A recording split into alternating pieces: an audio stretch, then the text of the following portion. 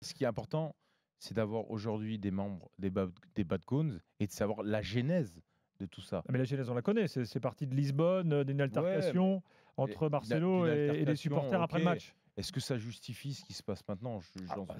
Moi, la question plus large que j'aimerais qu'on pose, c'est aujourd'hui, est-ce que l'OL est pris en otage par un groupe de supporters qui a eu indirectement la peau de Genesio. D'ailleurs, Olas, vous avez aussi des déclarations hier, il dit j'aurais pas dû céder parce que en gros, il a aussi subi la pression de tout le monde, notamment des Bad Goons sur Genesio.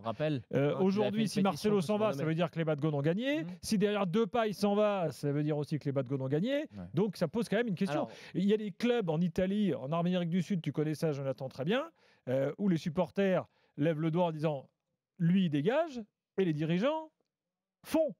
On n'en est pas là encore à Lyon, évidemment. Mais enfin, excusez-moi, moi je suis très curieux de voir ce qui va se passer dans les semaines qui viennent. Le problème de cette situation-là, c'est que Jean-Michel Aulas, en fait, a donné trop d'importance aux Bad Goons. Je pense que les Bad Goons, c'est un groupe de supporters qui met de l'ambiance, qui est remarquable. C'est un groupe aussi important à Lyon. C'est important d'écouter les tribunes par ailleurs, mais il faut trouver le juste équilibre. Je pense qu'Aulas leur a donné trop d'importance à chaque fois par démagogie. Je repense à l'épisode de Saint-Etienne jouera à la Ligue des Champions à la PlayStation. Je repense à certaines fois où il n'a pas su trancher dans le vif. Il n'est pas monté au créneau. Pour rajouter le coup, il allait craquer le fumier pour l'anniversaire des J'allais en parler. J'allais en parler, exactement. Où il n'est pas monté au créneau pour soutenir suffisamment Bruno Genesio lors de sa nomination. Et je pense qu'en fait, il y a une situation qui s'est pourrie dans les tribunes de Lyon, avec un groupe de supporters qui est certes remarquable, les Bad Goons, et un président qui n'a jamais su asseoir son autorité par rapport à ce groupe de supporters. Et pourtant, il en a l'autorité. Bon. Mais non, mais il est démagogue. Il est démago. Non, je te rejoins il est démago. Avec les Bad Goons, je suis désolé, il est démago. À un moment donné, c'est ces gens-là qui font que aujourd'hui le football existe. C'est-à-dire ces gens-là viennent, supportent, font tout ce qu'il faut pour que voilà. Il peut y avoir des dérives et je vais pas aller à l'encontre de ça. C'est-à-dire que le mec, j'espère que d'ailleurs Johan ne va pas comment dire, franchir les limites. Mais non, mais ne pas supporter ce mec qui est sorti du terrain, brandir un drapeau. Moi, d'accord, les supporters. Ça, tu le condamnes. Non, mais tu es du côté des supporters, mais tu condamnes le gars qui va sur le terrain avec sa banderole. Marcelo dégage. Pour moi, les supporters sont rois. C'est-à-dire que tu viens au stade, tu as payé ton truc, tu as le droit à un moment donné d'émettre une critique, tu as le droit de siffler, tu as le droit de contester. Nous sommes d'accord sur ce point. Parce que tu as payé ton ticket et qu'à un moment donné, si le spectacle n'est pas à la hauteur de. Alors, on peut avoir différentes visions de ce qu'est le supporter.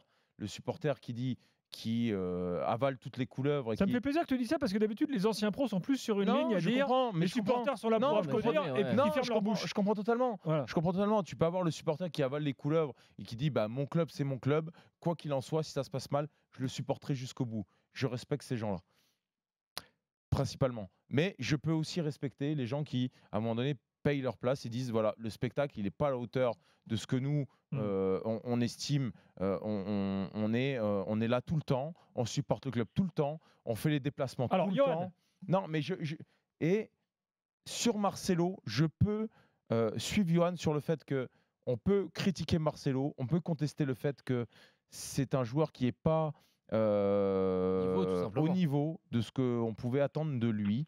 Et par contre, je vais à l'encontre de ce mec qui arbore un drapeau avec un âne dessus. Ça, par contre, ça me débecte. Vraiment, clairement. Il y a assez de les supporters. Non, mais il n'y a rien de méchant, faut arrêter. Non, mais Johan, je vous rappelle quand Figo est rendu à Barcelone, ils l'ont jeté une tête de porc. Tu sais ce que c'est être comparé à un âne, quand même, s'il te plaît. Le mec, il est pas. Non, Johan, le mec, il est pas chez lui. Johan, le mec, il est pas chez lui. Johan, le mec, il est pas chez lui. On est à Lyon, c'est les Guignols, voilà. Bah voilà. Mais moi, je vous soutiens. Mais pas ça. Marcelo dégage, il y a aucune insulte. Ouais, mais tu sais quoi? Attends. Johan, ça, je peux pas tolérer ça. Par rapport à ce que je dis sur les Bad Goons, je le tiens. Par contre, sur le fait, sur la banderole avec l'âne, j'ai même limite trouvé ça un peu marrant parce qu'il faut quand même se rendre compte de ce qui se passe dans certains pays. Quand Figo retourne au FC Barcelone, qui se prend une tête de porc, c'est pire. Le problème, c'est aussi le fait que le mec vienne sur le terrain. C'est envahissement de terrain. La banderole, elle reste dans la tribune. C'est pas du tout la même histoire que si. Tu vois, c'est un problème de sécurité pure. Johan, tu sais quand même que par rapport à ça, l'OL est un club qui veut grandir.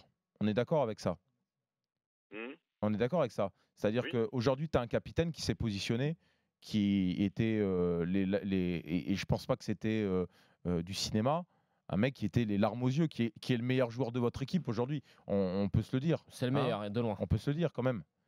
C'est-à-dire que ce joueur-là, il faut le garder, il faut construire autour de lui si tu veux. Et bien justement, moi, dernière question à Johan. Si c'est ce que vous attendez. Non, mais attendez. Attention parce que vous risquez de le perdre de paille avec tout ça. C'est ça.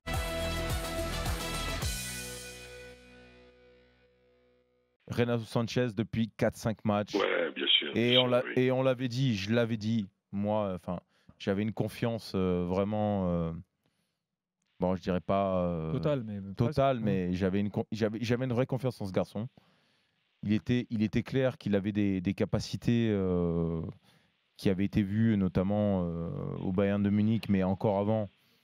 Mais voilà, il était clair qu'il allait, en enchaînant les matchs, il allait pouvoir récupérer une certaine constance, régularité.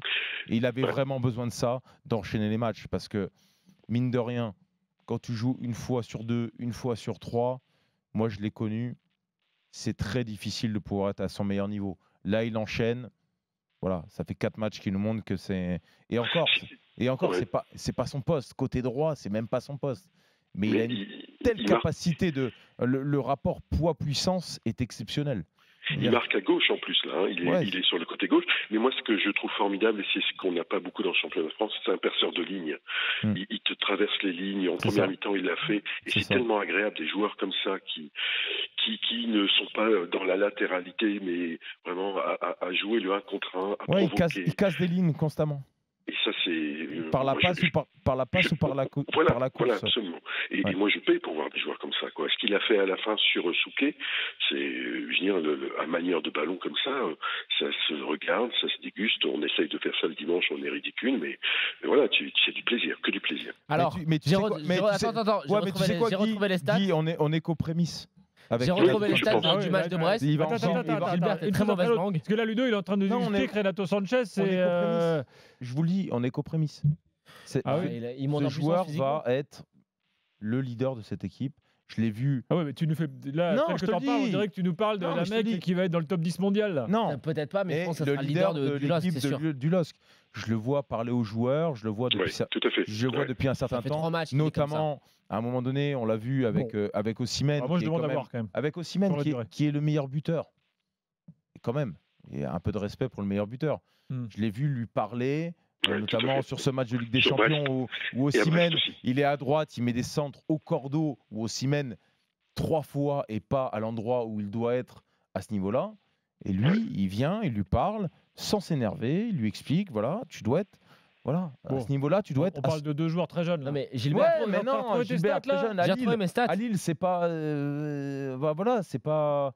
À Lille, on a des joueurs très jeunes, mais il faut des mecs comme ça qui... C'est un leader technique. Hein. Voilà. C'est un leader technique, mais t'as raison. Non, mais au-delà d'un leader technique... Passons au dossier suivant. Attends, juste je te dis. Contre Brest, 77 ballons touchés, 85% de passes réussies, 6 passes clés. Il monte en puissance. Ça fait 2-3 matchs, on le voit.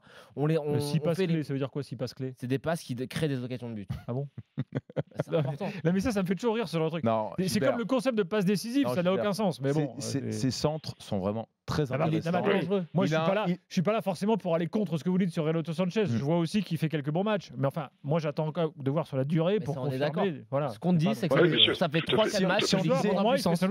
Si on disait Thomasson à Strasbourg. Touche pas Thomasson. Voilà, touche pas Thomasson. Ça fait 3-4 matchs que Sanchez monte en puissance et qu'on voit qu'il prend de l'importance dans l'équipe. Là encore ce soir, mis à part le but qu'il met, on le sent très impliqué. On sent surtout qu'il a retrouvé un coffre physique qui est assez intéressant. Parce qu'auparavant, quand Galtier le mettait à droite, on sentait que son latéral droit était un petit peu dans la merde parce qu'il faisait pas les efforts. Là, on voit qu'il est capable de faire les efforts, de balayer tout son couloir. On sent qu'il reste lucide dans les zones de vérité. Et ce soir, il fait un très bon match. Alors, est-ce que c'est encore parfait? Non. Mais est-ce qu'il monte en puissance? Oui. Montpellier veut recruter un attaquant au mercato d'hiver. Bien sûr, t'es obligé. C'est pas une mauvaise idée parce que quand on lève la Borde et Delors, tu joues à 2 devant. Le pauvre Skoulecic, il arrive à rien. C'est ça. Tu joues à 2 devant et t'as 2 Camara, il commence à avoir quand même 55 ans.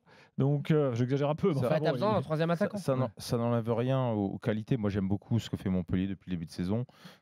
Autant au niveau du cœur que du courage, que de plein de choses. J'adore le dernier match qu'ils ont fait, notamment avec la spontanéité de Delors quand il frappe de 35 mètres. Voilà, Je regrette que Michel Desarcarian, à un moment donné, il a une triplette devant qui fonctionne très bien et qui fasse le choix de nouveau, quand ça fonctionne un peu moins bien, de dire voilà, je retire Mollet et je remets plutôt le triangle pointe basse plutôt que le triangle pointe haute. Avec Mollet avec Laborde, Delors. Et bizarrement, tu te dis, quand les trois sont ensemble, ça fonctionne quand même beaucoup mieux quand il y en a un qui est sur le banc. Et l'année dernière, je comprends pas pourquoi Mollet, qui est très bon au demeurant, et qui non, il performe tout le temps. Je comprends pas pourquoi ce joueur est mis là en retrait, alors que de changer le cours de match. Mais c'est ça, t'as raison, mon pote. La triplette fonctionne très bien. Et pour aller ton problème, c'est de dire voilà, au milieu, en fonction, je fais jouer Mollet, je fais jouer les trois devant, et après comment je m'organise derrière. Je trouve décevant de Michel Desarcarian, notamment sur les statistiques que peuvent avoir cette triplette. Tu regardes les trois, c'est-à-dire que dès que tu en retires un des trois, tu sens que c'est pas la même chose. Je regrette que Michel Desarcarian fait le choix de Chotard plutôt que le choix de Mollet.